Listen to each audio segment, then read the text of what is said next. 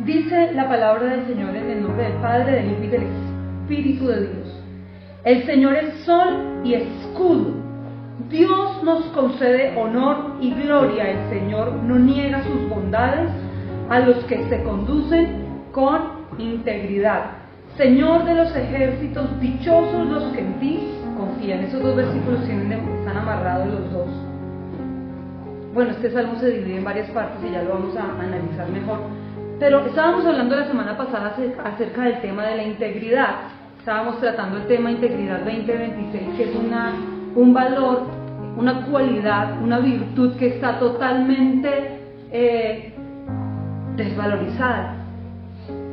Es tal vez diríamos como en vía de extinción. Escasea la integridad en este tiempo donde la gente miente con una facilidad, cuando la gente engaña a su prójimo de una manera tan irreverente, cuando la gente pretende también engañar a Dios, donde la gente se conduce en deshonestidad, en soberbia, en altanería, todo lo que estudiábamos la semana pasada sobre la integridad.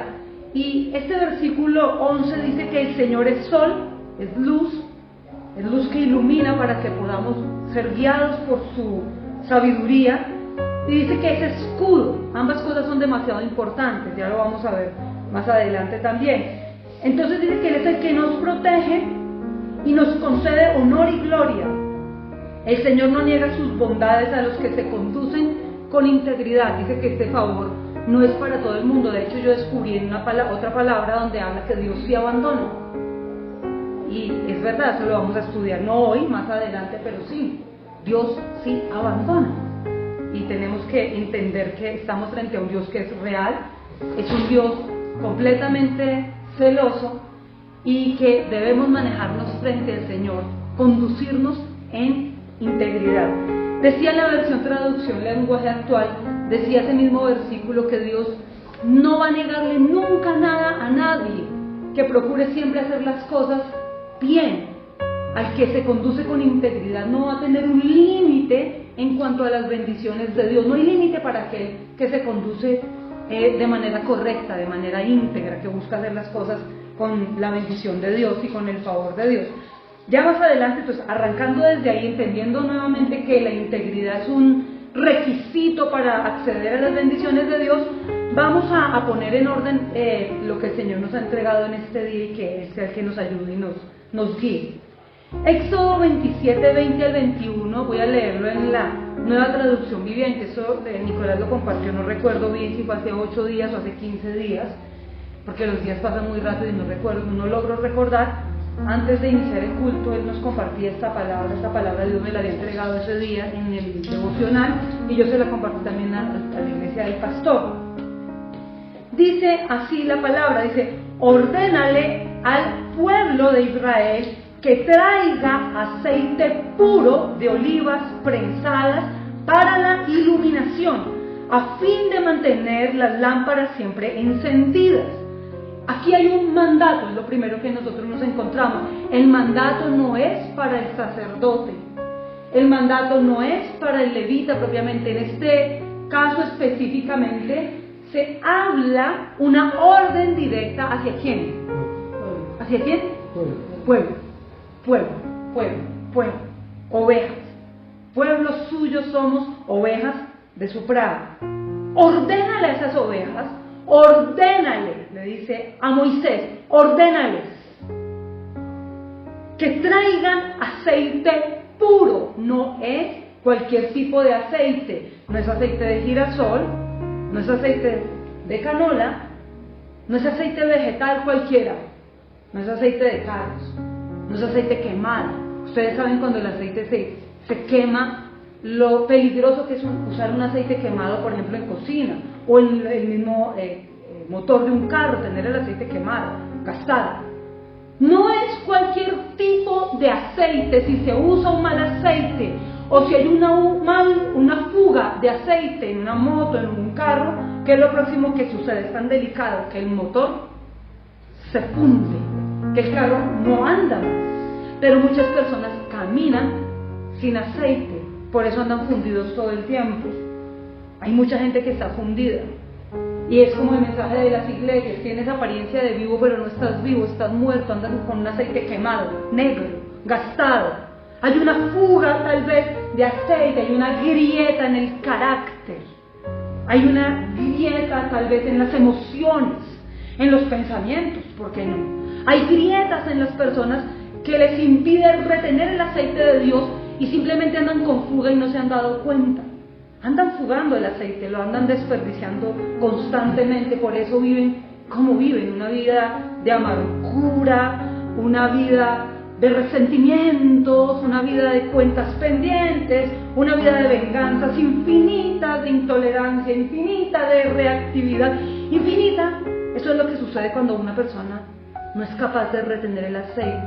Cualquier maquinaria, cualquier máquina que deba trabajar en constante roce, toda máquina que está trabajando en constante roce, toda máquina para poder funcionar necesita aceite. ¿Qué es lo próximo que sucede cuando una máquina o las piezas no tienen aceite? Que empiezan a friccionar, a golpear. Y hay un punto en el que las piezas, de no tener aceite en la interacción, hablando de nosotros como seres humanos, como si fuéramos piezas de la gran maquinaria que es el cuerpo de Cristo, órganos de un mismo cuerpo, cuando no hay ese aceite, nosotros empezamos a interactuar mal. Por eso nuestras relaciones se vician, se pierden, se dañan, se contaminan, porque no hay aceite. Es necesario tener aceite para que funcionemos nosotros bien. Esto tiene que ver con la integridad, ¿saben? Integridad es buscar ese aceite de Dios, porque ese aceite es lo que nos da la capacidad de sentarnos con nuestro prójimo cuando hay mil cosas que a nuestro prójimo nos incomodan, tal vez nos molestan, así como a nuestro prójimo le incomodarán 1.000.000 de cosas de las que nosotros hacemos, porque las hacemos, y tal vez podemos también incomodar, pero a veces sentimos que solamente nos incomodan a nosotros, pero no nos damos cuenta que nosotros también incomodamos a la gente con nuestra inmadurez, con nuestros berrinches, con nuestras pataletas, con nuestras molestias. Entonces es una constante, y es normal, porque ¿quién aquí es perfecto? Solo hay uno perfecto. Todos tenemos virtudes, todos tenemos defectos, es lo normal, que queremos ir perfeccionándonos hasta llegar a la estatura de ese varón perfecto, para poder estar con él por la eternidad. Nos estamos puliendo acá. Pero si no somos conscientes de que se necesita aceite, y aceite puro, no vamos a funcionar bien. Por eso hay amistades que se pierden y se van al traste. Por eso hay noviazgos que se rompen, por eso hay matrimonios que se quiebran. La falta de aceite produce grietas, porque dos piezas que deben interactuar todo el tiempo para estar juntas, si no tienen aceite, las piezas se empiezan a desgastar, y por eso viene ese agotamiento en la relación, donde ya me cansé, ya me fatigué, porque no hay aceite. Y no es suficiente con que una de las dos piezas tenga aceite. Está diciendo pueblo,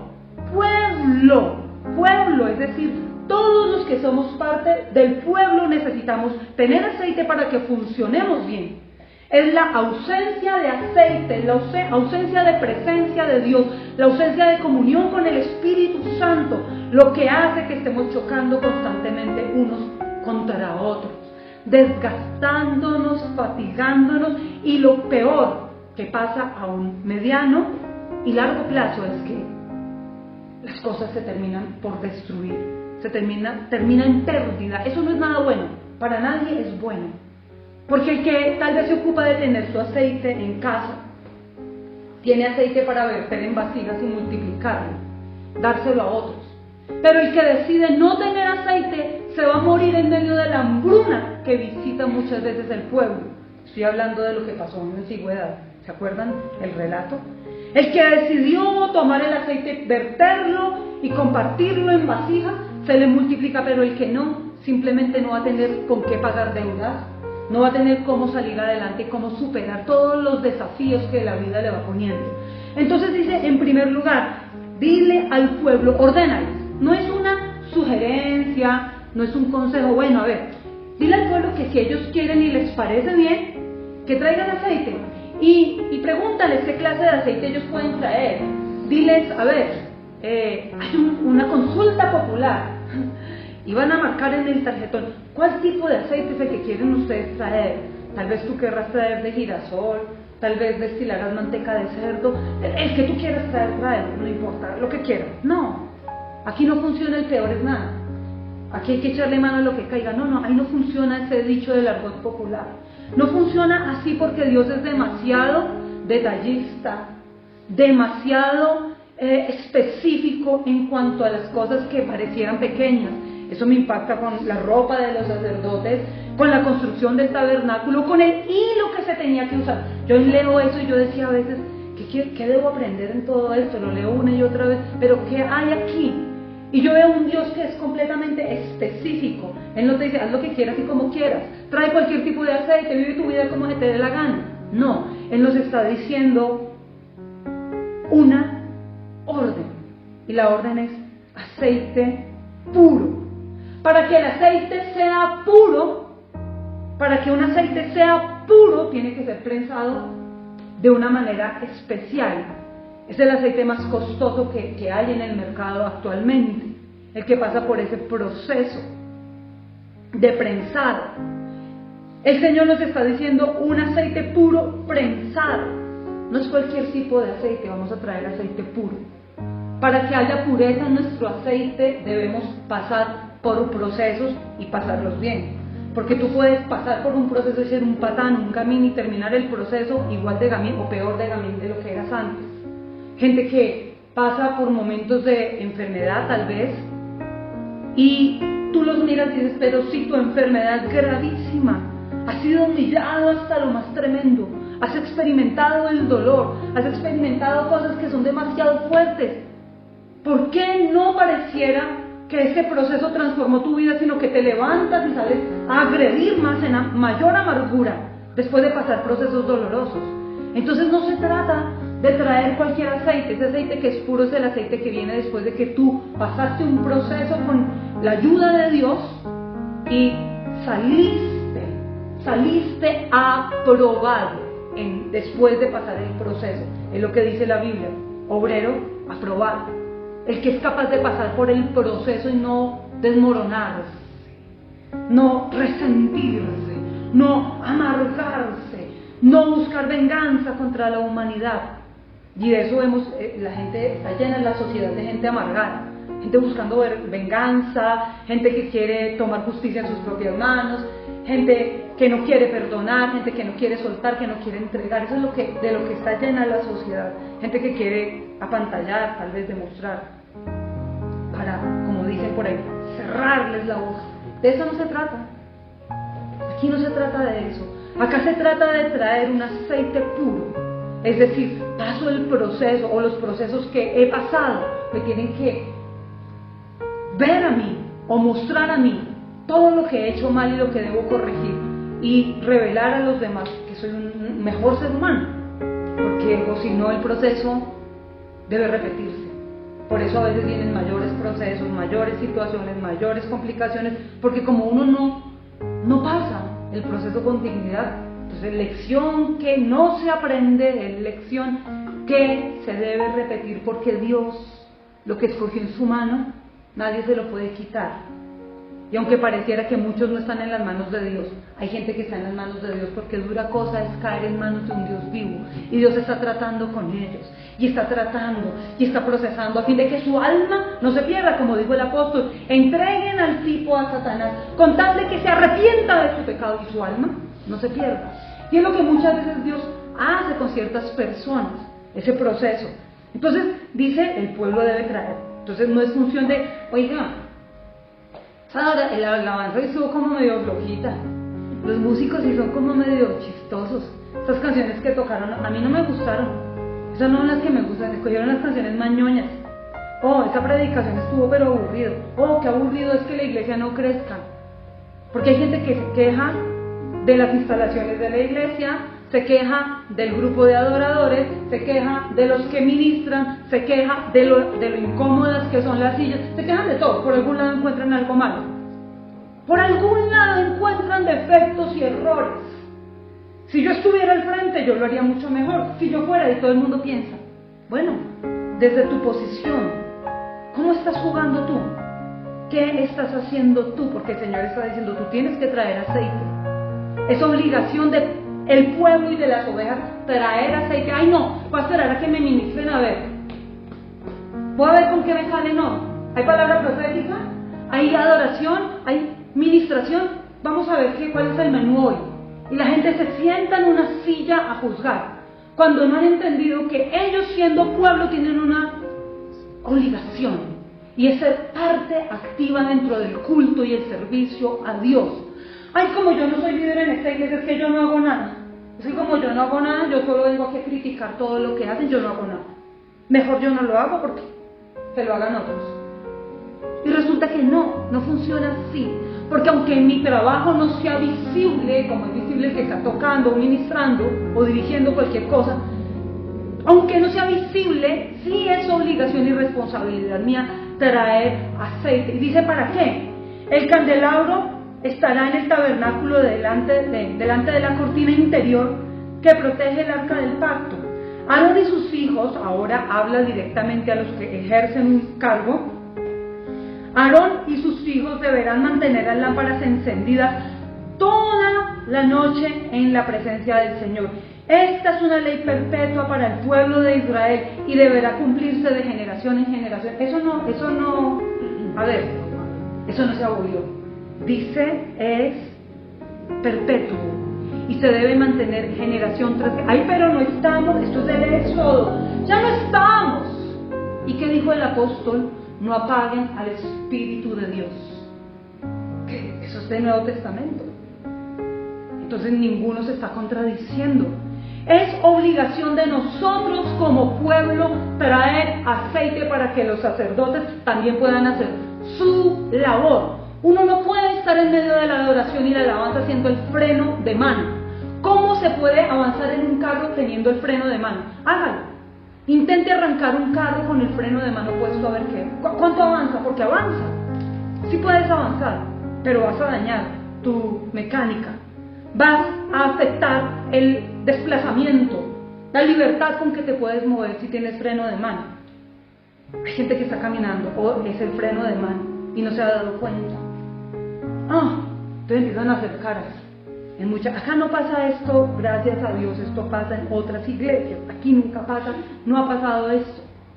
No, y no es orgullo, pero no pasa esto. Pero sí pasa en otras congregaciones, donde muchos hermanos o hermanas, después de determinado tiempo, se paran a ser jueces sobre la alabanza, sobre la prédica. Están ahí mirando, analizando, consultando. ¿Esto sí está en la Biblia o no está? Y están con una actitud escéptica todo el tiempo. No me parece. ¿Dónde dice eso? Demuéstrame a ver el texto. Quiero ver. Abre tu Biblia y muéstrame el texto. Quiero verlo. Necesito verlo. Y andan juzgando absolutamente todo. Y son el freno de mano que no permiten que las lámparas estén encendidas día y noche, porque no hay nada más cargante que estar predicando o que estar ministrando y que haya gente distraída, con una actitud irreverente en medio de la adoración, haciéndose el manicure, quitándose los padrastros. Ay, se me olvidó limarme esta uña, me la limo con las muelas. Hay gente que hace eso, se liman las uñas en medio del culto. Ay, me trae una notificación, ay, te respondo de una vez. Hay gente que solamente sirve para hacer un freno y no permiten el avance. Y es obligación del pueblo traer el aceite para que las lámparas estén encendidas. Es obligación de todo el pueblo cargar la presencia, el arca de Dios, sobre su vida, por pura gracia. Es por pura misericordia, porque en la antigüedad esto no lo podía tocar nadie. Ahora todos, siendo pueblo, todos tenemos la oportunidad de ir al lugar más secreto de la presencia de Dios. Todos. Entonces no podemos tener ese tipo de actitudes.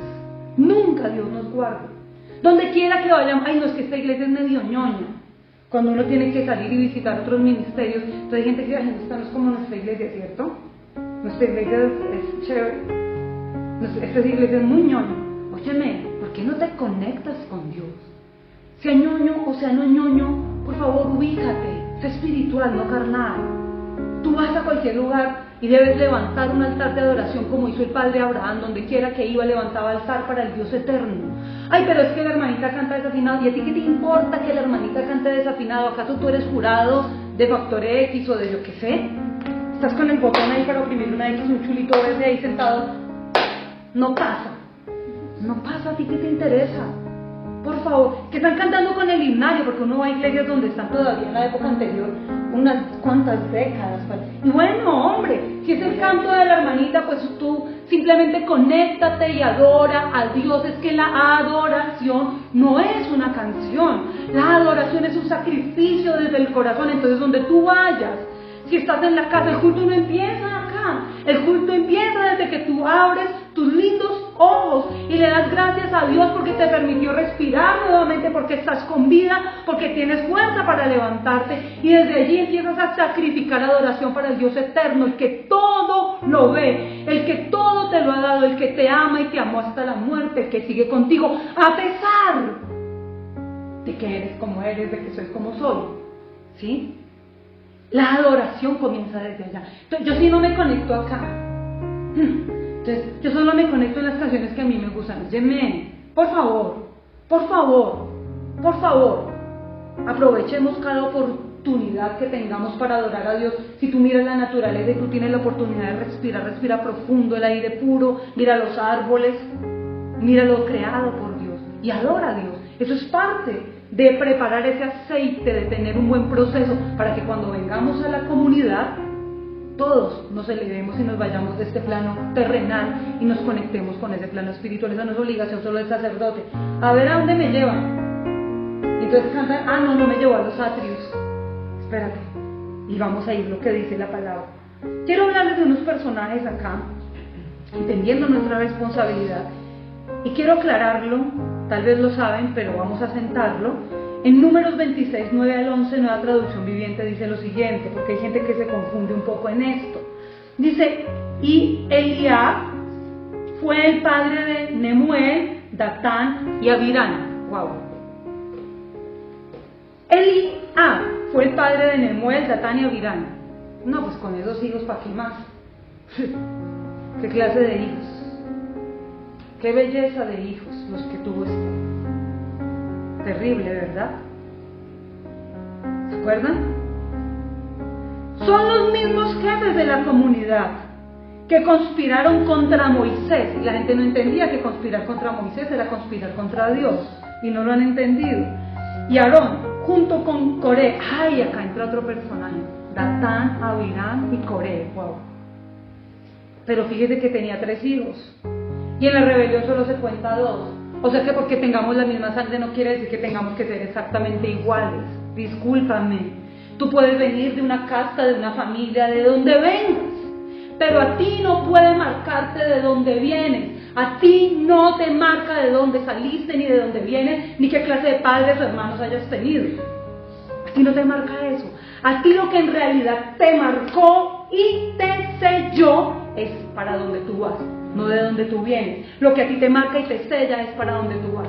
No importa de dónde vengamos, no importa en qué condición fuimos concebidos. Algunos nos tomaron por un error, algunos no nos quisieron tal vez ver en la tierra, no anhelaron nuestra presencia. Sin embargo, Dios en su misericordia permitió que cada uno naciera en el momento justo y en el tiempo señalado. Y fíjense que no nos marca ni el abuelo, ni el bisabuelo, ni el tatarabuelo. A nosotros no nos marca eso. Ni la crianza, es que a mí me molieron a palos, es que a mí usted no sabe, es que me pasó, porque todos tenemos una cantidad de historias para contar. Historias asombrosas, historias increíbles. Se podría escribir un libro tal vez. ¡Wow! Y si nos sentamos todos a hablar de historias, vamos a empezar a abrir heridas y a destapar dolores que ya fueron sanos, si no se hace con una actitud correcta. No nos marca de dónde venimos, tampoco nos puede marcar las situaciones difíciles que hayamos enfrentado en esta tierra. A nosotros lo que en realidad nos tiene marcados por la sangre del Cordero es el lugar para el cual nos estamos preparando. Eso es lo que nos tiene marcados, nada más. Lo demás son rótulos del enemigo. Lo demás no nos define, ni nos tiene por qué afectar, así como dijo el apóstol Pablo. Lo leí ayer, creo que fue ayer en mi devocional, donde decía, ya no me importa la aprobación de nadie. Lo que digan de mí me resbala. Bueno, parafraseando, no me importa ya lo que digan de mí ni la aprobación de nadie. Lo que me interesa es ser aprobado por Dios. Y en realidad eso es lo que nos tiene que importar a nosotros. ¿Qué importa la aprobación de los hombres? ¿De qué nos sirve ser aprobados? Que la gente diga, ay, qué lindo, qué buen hijo, qué buena hija, qué buen primo. Porque para ellos definirte según su checklist, para tú estar chuleado por ellos, tienes que hacer un sinnúmero de cosas y llenarle la medida a la gente. Y luego te das cuenta que cuando tú quieres llenarle la medida a la gente, estándares humanos, cero bíblicos, cuando tú quieres llenar esa medida de la gente, tú te das cuenta que el que está vacío y te quedas vacío eres tú. Y que aparte de estar vacío, tú no le llenaste a Dios su expectativa, no le cumpliste al Señor con el propósito. Entonces tú no estás para llenarle la medida a nadie. Tú estás para cumplir el propósito de Dios. Amén. Dice que este tipo tuvo 3 hijos, una belleza, y a estos 2 hijos rebeldes no se nombra el otro, se nombra solamente este Datán y Abiram, y luego se les junta Coré, y dice, ellos conspiraron contra Moisés y Aarón junto con Coré. Y mire lo que dice ahí, lo aclara. Cuando se rebelaron contra el Señor. Esperen un momento, ¿contra quién estaban conspirando? ¿Pero contra quién se rebelaron? Cuando una persona conspira contra alguien que ama a Dios, que se la pasa en la montaña de Dios, que tiene comunión con Dios, que le sirve día y noche, que su pasión es estar en la casa de Dios, lavar los pies, servir en la obra de Dios. Cuando alguien conspira contra aquel que ha decidido rendirse y se rindió de verdad, no de palabras, rindió su vida al Señor, y cuando alguien conspira contra aquel, lo que dice la Escritura es que no está conspirando contra un hombre, sino que se ha rebelado contra Dios. Y déjenme decirles una cosa, la rebeldía es un pecado demasiado grave, está ligado al orgullo. Y la rebeldía la Biblia nos lo define como hechicería y brujería. Esto es satanismo, es brujería. O sea que la rebeldía no es cualquier cosa.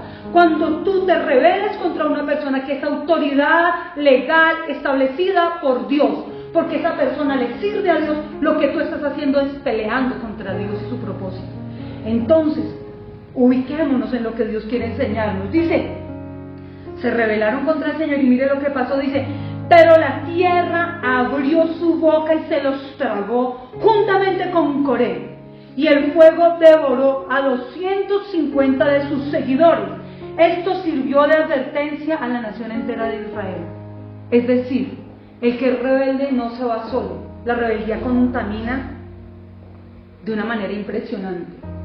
La rebeldía es un pecado tan grave que lo que toca, esto viene desde Satanás, que logró convencerse a la tercera parte de los ángeles y volverlos rebeldes, hacerlos demonios.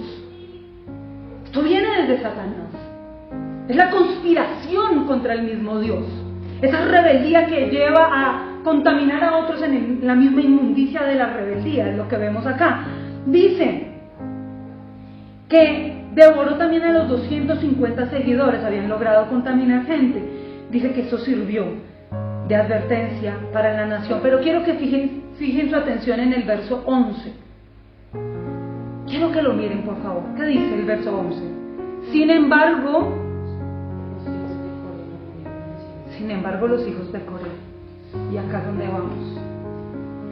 Coré se rebeló contra Moisés y contra el Dios de Moisés. Pero los hijos de Coré no murieron en la rebelión porque ellos simplemente decidieron no seguir a un papá apóstata, rebelde. Ellos tomaron la decisión de no seguir. Ellos no se contaron dentro de los 250 borregos seguidores de los rebeldes. Y aquí vamos a mirar algo. Tal vez cuando Coré se levanta en armas, cuando se levanta en rebeldía contra Dios y contra su ungido, cuando él se levanta, tal vez lo que pudiera pensar la familia es, vamos a mirar dónde los hijos tienen que apoyar al papá. ¿Cómo así, Coré? ¿Dónde están sus hijos? Porque tal vez dentro de esos 250 habían hijos de Datán y Abiram, ¿por qué no se nombra más? Y tal vez a Coré le dicen, ¿y sus hijos dónde están? A ver, ¿y por qué no lo apoyaron? ¡Qué malos hijos son! Dejaron al papá solo en esta pelea contra Moisés. Son unos rebeldes, irreverentes, desleales, infieles, vendidos a Moisés. Lamezuelas de Moisés. Vendidos a Moisés, lamezuelas. Ay no, cepilleros que buscan. Sí. Sí, es que vamos a meternos en la historia. ¿Usted cree que tal vez Coré vio con buenos ojos que sus hijos no lo apoyaran? Porque hay papás que quieren que sus hijos los apoyen hasta la muerte en cosas que son súper ridículas, absurdas y antibíblicas. Entonces, miren que la misma Biblia nos libera a nosotros de un peso y de una carga que muchas veces la sociedad o la manipulación quiere poner. ¿Quién dice que porque el papá fue X profesión, el hijo tiene que heredar la misma profesión y tiene que hacer lo mismo? No. Cada uno tiene un propósito y una función diferente, por lo menos dentro del ministerio. No todos hacen lo mismo, cada uno hace una función diferente. Y cada función, como yo lo hablaba con los muchachos ayer, cada función, aunque no sea visible, es demasiado importante, porque les voy a decir algo: lo que no es visible es lo que sostiene lo que sí es visible. O sea que es más importante lo que no se ve a lo que se ve, porque lo que no se ve sostiene lo que se ve. ¿Ven? Entonces es importante entender esto. Entonces los tipos dicen: no, nosotros no. El papá se equivocó y ellos dijeron: no, lo siento, podrá ser el viejo, lo queremos, lo amamos, lo respetamos, pero mi papá se zafó. Mi papá metió la pata. Mi papá está tomando una mala decisión y un mal camino para esa. No. Dice que ellos no murieron en esa rebelión. Y vamos a mirar, ya entendiendo que es obligación de todos traer aceite, ya entendiendo que lo que vivimos en el pasado no puede marcar nuestro futuro, ya entendiendo esto, vamos a abordar la lectura responsable del Salmo número 84. Vamos a leerlo en la NBI. Dice, voy a leerlo en la Nueva Versión Internacional. Salmo 84 NBI dice: cuán hermosas son tus moradas, Señor de los ejércitos. Anhelo con el alma los atrios del Señor, casi agonizo por estar en ellos. Con el corazón, con todo el cuerpo canto de alegre al Dios vivo. Señor de los ejércitos, Rey mío y Dios mío, aún el gorrión halla casa cerca de tus altares. También la golondrina hace allí su nido para poner sus polluelos. Dichosos los que habitan en tu templo y sin cesar te alaban. Dichoso el que tiene en ti su fortaleza, que de corazón camina por tus sendas. Cuando pase por el valle de lágrimas, lo convierte en región de manantiales. También las lluvias tempranas cubren de bendiciones el valle. Según avanzan los peregrinos, cobran más fuerzas hasta que contemplan a Dios en Sión. Oye mi oración, Señor, Dios de los ejércitos. Escúchame, Dios de Jacob. Oh Dios, escudo nuestro, pon sobre tu ungido tus ojos bondadosos.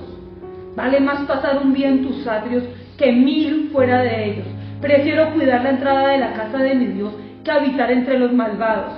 El Señor es sol y escudo. Dios nos concede honor y gloria. El Señor no niega sus bondades a los que se conducen con integridad. Señor de los ejércitos, dichosos los que en ti confían. Me encanta este salmo.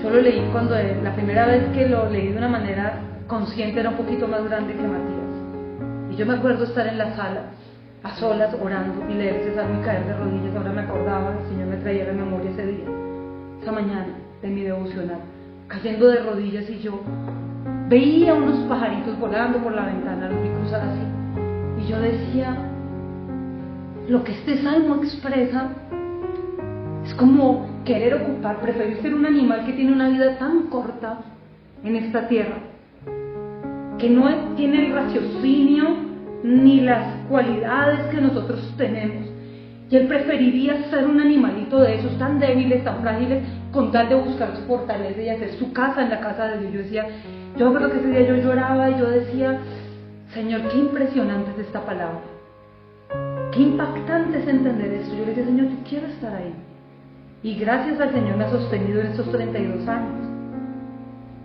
Fíjense ustedes lo que está hablando este salmo, porque este salmo no es un salmo de David, este es un salmo de los hijos de Coré, justamente los que no murieron en la rebelión porque no quisieron desobedecer a Dios, que prefirieron obedecer a Dios antes que a su padre. decidieron agradar al Dios eterno antes que a un hombre. Y fíjense lo que hay en el corazón de ellos. Con razón no se rebelaron. Mire la ternura que hay en su corazón. Morada. Y cuando usted mira la palabra morada, porque este salmo se puede dividir en 4 partes, del verso 1 al 4, la parte del 5 al 7, el 8 y el 9 y del 10 al 12. Se divide más o menos en su estudio y por estas 4 secciones. Lo primero que habla es acerca de las moradas. Jesucristo dijo, ¿qué fue lo que él dijo? Voy a ir a hacer morada. Fíjense que morada, si se habla de la casa de Dios, casa física, pero más que este lugar, o el templo, el lugar de culto y de adoración, más que esto es la presencia de Dios. Dice, quiero leer eso mismo, el verso 2, en 2 versiones, en la Nueva Traducción Viviente y en la Traducción Lenguaje Actual. En la Nueva Traducción Viviente dice, anhelo y hasta desfallezco de deseo por entrar en los atrios del Señor. Con todo mi ser, mi cuerpo y mi alma gritaré con alegría al Dios viviente. Dice, Dios mío, estoy agonizando, estoy desfalleciendo, desfallezco del deseo, o sea, es un deseo que me consume por estar en los... ¿Saben cuáles son los atrios? Los patios. En la traducción lenguaje actual lo dice. Miren la traducción lenguaje actual, dice, deseo con toda el alma estar en los patios de tu templo. Me muero, es que me muero por llegar a ellos. Tú eres el Dios de la vida, por eso te canto alegre con todas las fuerzas de mi corazón. Ay, Dios mío, ay, Jehová de los ejércitos, Dios santo de Israel, Dios temible y eterno, Señor que eres real. Dios mío,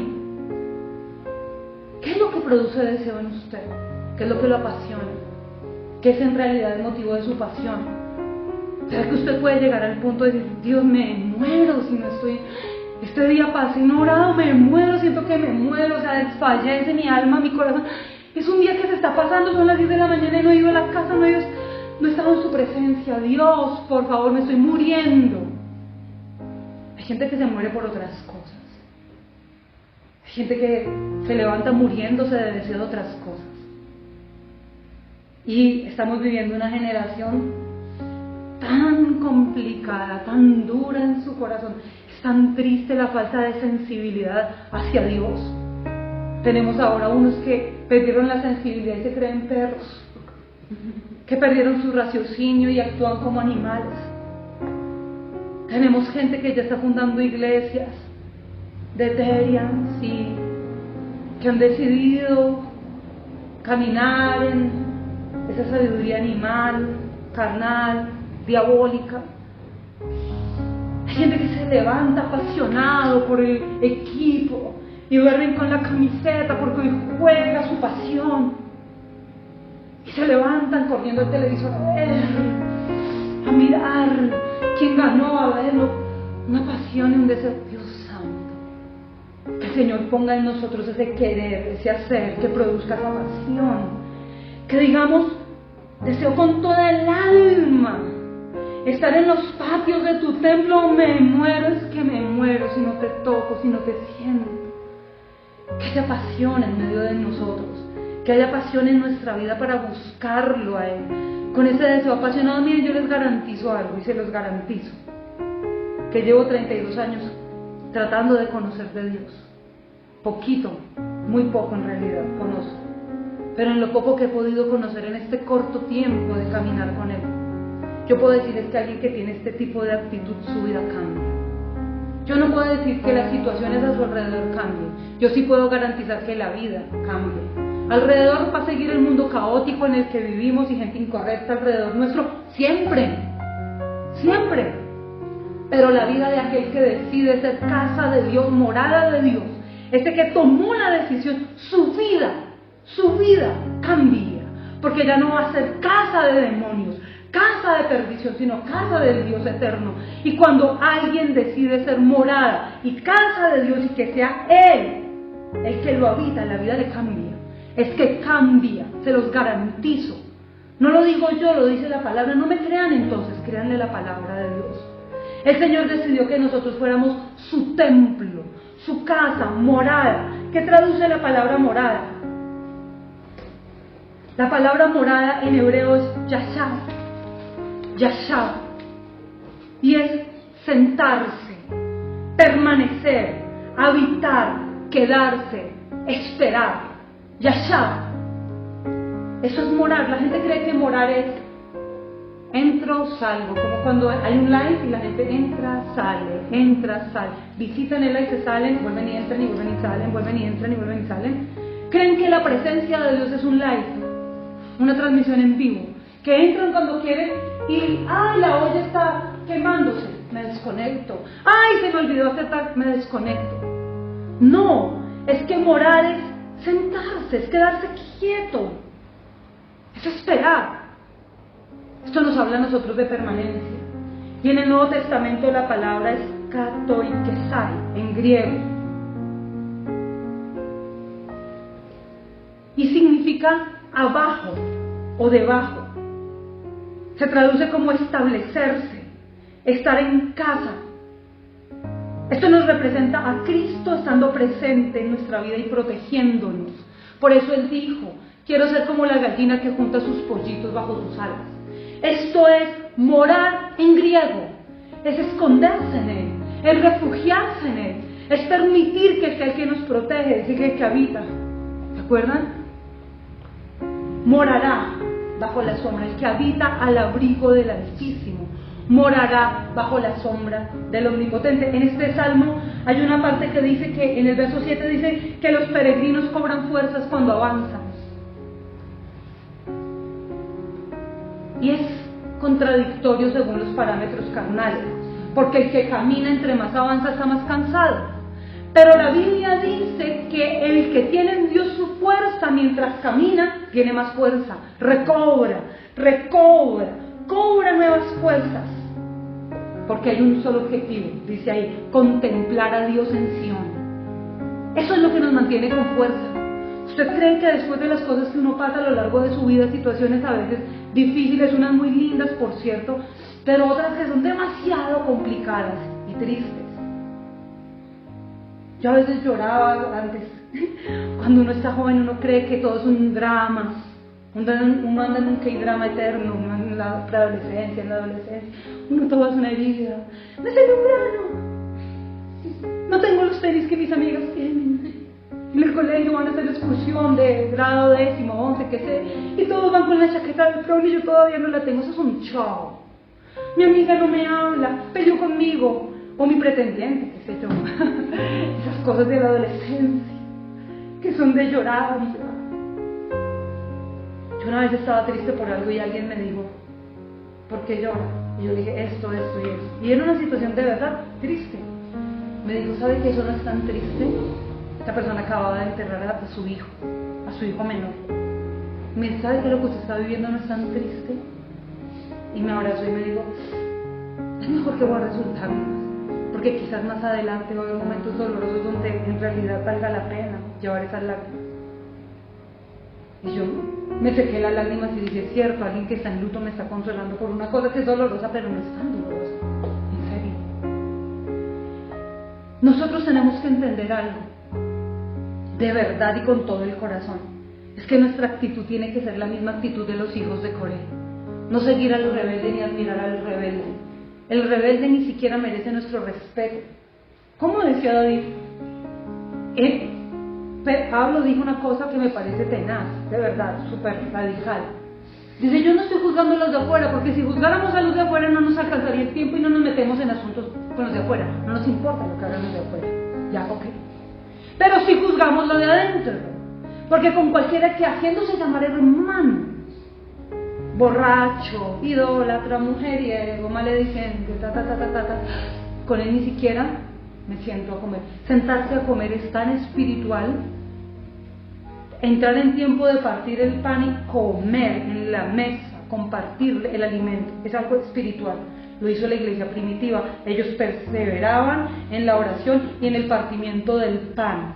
Tanto así que tuvieron que buscar meseros, llamados diáconos, para atender las mesas, porque unas señoras comían más que otras y bueno, las estaban dejando sin comida. Tocó ponerle cuidado a ese asunto, comiendo. También practicaban la Santa Cena, pero comían. Fíjense que tenemos que aprender a tener una actitud radical. ¿Por qué agonizas tú? ¿Qué es? Volvemos al mismo punto. ¿Qué es lo que te causa como ese? ¿Qué es el motivo de tu pasión? Porque si eres justo, si tú eres una persona justa, si tú eres una persona noble y agradecida, tú vas a querer amar apasionadamente, con locura, a aquel que te amó con locura y apasionadamente para ir a esa cruz por ti. Si tú eres justo y no quieres pagar mal a todo el bien que Él nos entregó, tú vas a decir, uy, no, yo quiero estar en la presencia de Dios en su palabra. No puedo pasar un solo día sin llorar, sin buscarlo, sin amarlo, sin hablar con Él. ¿Cómo puedo ignorarlo? ¿Usted no sabe que el menosprecio es de las cosas que más le hieren a una persona? El menosprecio, el silencio, esa violencia pasiva duele más que el que grita, porque el que grita desobedece, terrible. Pero esa violencia que es pasiva, ese menosprecio, ese silencio, esa ausencia, aunque la persona esté presente, está en cuerpo presente, pero ausente en afecto y en amor y es miserable con lo que es, eso duele. He escuchado gente llorar en consejerías donde dice, pasó un mes y mi esposo ni me mira, pasó un mes y no me saluda. ¿Puedes creer que se mudó al cuarto de abajo y no me habla? Entra, prepara su comida, hace sus cosas, sale a su trabajo, se va y no me habla. Llevamos un mes así, trato de hablarle y no me habla, me desprecia. Yo he escuchado esto varias veces. Y ese menosprecio y ese silencio, esa ausencia, duele y golpea el corazón.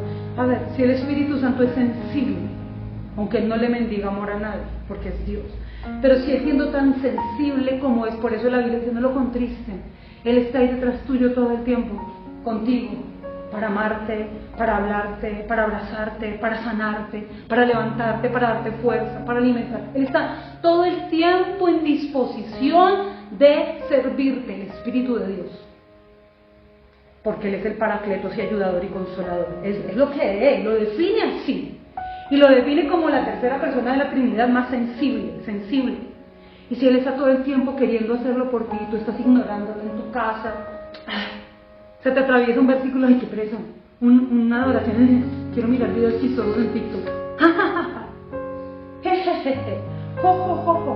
Ay, ahora tengo hambre. Todo se trata. Ay, tengo que trabajar. Ay, tengo que... Y Él está ahí. Y tú lo estás despreciando y contristando a Él. ¿Tú crees que el Espíritu de Dios no siente? Él sí siente. Él siente. No es que yo pequé, es que yo fallé. ¿Para qué le hablo si yo estoy mal? No. Es que ¿quién te dijo a ti que Él está cerca de ti porque tú eres perfecto? ¿Tú crees que Él no sabe lo que tú eres, lo que has hecho, lo que harás? Él lo sabe y aún así decidió amarte. Y te ama todos los días. Él solamente espera que tú le entregues aún tus errores, tus debilidades, tus defectos, que los entregues a Él, que descanses en Él, que decidas abrazarlo y caminar para ser diferente. Él mismo te va a dar la fuerza y te va a ayudar para que superes lo que es debilidad en tu vida. Entonces Satanás es bien astuto. Satanás es completamente astuto. Porque si dice que el que habita al abrigo del Altísimo morará, Él sabe que hay una condición para tener esa protección de Dios. Y Él se va a encargar todos los días de tu vida en esta tierra, pero todos. Trabaja incansablemente, pero incansablemente no se fatiga ni se cansa. Va a trabajar todos los días en que tú estés en esta tierra para traerte dardos, para ser invasivo y atacarte y tirarte y acordarte y refrescarte. Tú hiciste, tú pensaste, tú miraste, tú dijiste, y va a empezar ahí. Dale, porque Él sabe que haciendo eso tú te vas a sentir culpable, no vas a querer buscar a Dios, sino vas a querer apagar tu conciencia en otras cosas, distraerte en otras cosas, va a querer enviarte muchas distracciones para mantenerte drogado, dopado y lejos de la presencia que te cubre y que te protege. Dice que el Señor es el que habita. Habla de dos cosas acá. Dice que tendrá abrigo y tendrá sombra en el capítulo 91. Y acá habla de unos peregrinos, y si alguien sabía lo que estaba declarando, era un pueblo nómada que había tenido que atravesar por el sol inclemente del desierto, por las heladas más heladas en la madrugada. ¿Tú crees que es el único que se le ha ido el sueño en la madrugada? ¿Que lo ha desvelado, que lo ha preocupado, que le ha dolido algo? ¿Que se ha fatigado en medio de las pruebas del calor del desierto? ¿Usted cree que es el único? No. Él sabía, ellos sabían de lo que estaban hablando en este salmo, de los peregrinos. El salmista sabe de lo que habla un peregrino, que para un peregrino tener sombra y tener abrigo era demasiado importante. Era más valioso que tener oro, que tener riquezas, porque en medio del frío cualquiera podría morir congelada, de verdad. Y en medio del sol también la gente se podía morir insolada. O sea, son dos cosas que matan gente. No estamos hablando de cosquillitas. Ay, me insultó, me sacó la lengua, me escribió, me insultó por redes sociales, me miró mal, me calumnió, me difamó. Estamos hablando de cosas que son demasiado serias. Cosas que si se les da toda la libertad para que golpeen una vida, la pueden matar. Estamos hablando del sol del desierto que mata una vida. Estamos hablando del frío inclemente que mata una vida. Estamos hablando de dos cosas que pueden matar y arrebatar una vida. Son dos cosas demasiado delicadas. Dos. Y el Señor es abrigo y es sombra. Al que habita y al que mora. Morar no es visitar. Morar es permanencia. Jesucristo lo dijo. Jesús lo dijo en el Evangelio según San Juan, quedó registrado. Permanencia. Si permanecen en mí y yo permanezco en ellos. Es permanencia. Es una relación en doble vía. Permanecer. Es morar. Es habitar. Permanecer. Y es lo que ellos están hablando acá. Yo quiero que ustedes miren en la traducción lenguaje actual el versículo 10. Lo pueden leer acá en la pantalla. El verso 10 de la traducción lenguaje actual dice: prefiero pasar un día en tu templo que 1000 días lejos de él. Prefiero un día en tu casa que pasar más, poco más de 3 años haciendo lo que se me da la gana. Dice: prefiero dedicarme a barrer tu templo que convivir con malvados. Qué privilegio es venir a limpiar la casa de Dios. Qué honra venir a barrerla. Limpiar la casa de Dios no es un oficio cualquiera. Miren lo que están diciendo a ellos, gente que fue fiel y leal, gente que decidió caminar en la lealtad con Dios. Prefiero estar barriendo la casa de Dios, prefiero estar limpiándola. En la otra versión dice: prefiero ser un portero, prefiero cuidar la puerta, estar en la puerta dándole la bienvenida a todos los que llegan, pararme en la puerta y escuchar y orar desde la puerta, que estar 3 años en el mundo perdido. Prefiero esto, es lo que dice él. Dios quiere un cambio en nosotros, de verdad. Cuando yo encontraba en hebreo otro significado que me impactó sobre morar, decía que es dirigir la atención, que es concentrarse. Dios quiere tus pensamientos, Dios quiere tu corazón, Dios quiere conectada tu vida, mente, alma, cuerpo, espíritu, alma y cuerpo con Él. Es lo que Él quiere de ti. Porque morar es justamente dirigir mi atención y concentrarme. Es lo que Dios espera de nosotros. Nosotros decidimos qué hacer. Pero es una verdad real, o sea, es bíblico, es una verdad absoluta. Que si nosotros queremos contar con esa protección de Dios, debemos buscar abrigo en su presencia. Lo que el abrigo de Dios nos da, no nos lo puede dar los brazos de ninguna persona. La gente te abraza, te reconforta un abrazo y somos hermanos en unidad. Pero lo que Dios te da a ti, ningún ser humano, ni padres, ni hijos, ni hermanos, ni la pareja, ni una mascota, ni un hobby, ni un trabajo, ni el dinero, ni las cosas materiales. Miren lo que Dios a nosotros nos da, nadie. Es es irreemplazable, es único, nadie nos lo va a entregar jamás. La decisión es nuestra. Amén. Señor, yo